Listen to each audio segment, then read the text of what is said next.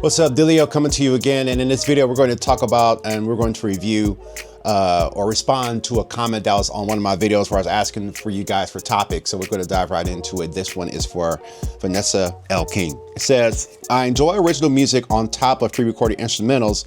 How can a YouTube channel flourish with this technique without copyright strikes? So what that means to me is like, okay, yeah, you enjoy singing that. You may find an instrumental on YouTube, but the problem is that YouTube instrumental is probably like has sort of sound thumbprint on it. And so when you use that actual track, YouTube then picks it up and does it as a copyright strike. Now, from what my experience is now, I think that was a thing a while ago, but now what they do is if they detect, say you using a copyrighted track or something like that, they'll say, hey, this video's revenue is being shared with the copyright owner.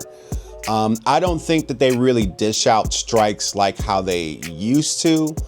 I would try an experiment, just do an experiment, get a song that you like, sing over it, make that video and see what happens. Now, I guess from my experience, I guess you're encountering copyright strikes, but I just want you to, I don't know, try another one. You know, don't be so attached to the channel that you create, especially if you're starting out, because sometimes you got to test things to see if it works.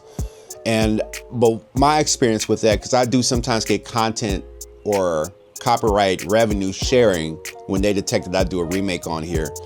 And so they don't really give me a copyright strike, but they say, hey, you can't monetize this video. A lot of times what they do, they'll just scoop up all the monetization off of the video and you don't get anything, but they don't really copyright strike to say, okay, we hear this. I would try it. I would take the risk. I would say, all right, let me do this. Let me maybe do like 5 songs, right? Of songs that you like, and to see how the platform responds to it. Because I'm assuming that you're still creating a channel from scratch. I would experiment with that first to see how YouTube responds to it. Do they give you a copyright strike against your channel? Or do they say, hey, copyrighted content is detected. The revenue generated from this video is going to the copyright owner. And I think the later will happen more than the first. It's a little bit of a different game now. And even if I were to try something with my artist channel, like I'm probably going to experiment covering songs. But the thing is, I have a luxury of making the track or playing it live. Another thing that's very difficult for copyrights to kind of get at you for is if you perform it live a cappella or if you actually play it live, because there's no audio thumbprint in the YouTube database of how you play it and perform that song. There's nothing there to do that. So no one can really touch you on your original performance. Other platforms like TikTok, which I don't really trust right now because everything that's going on, even though people are on there and things are popping, I don't really trust it right now. Also, Instagram is a good platform to try it in the real route.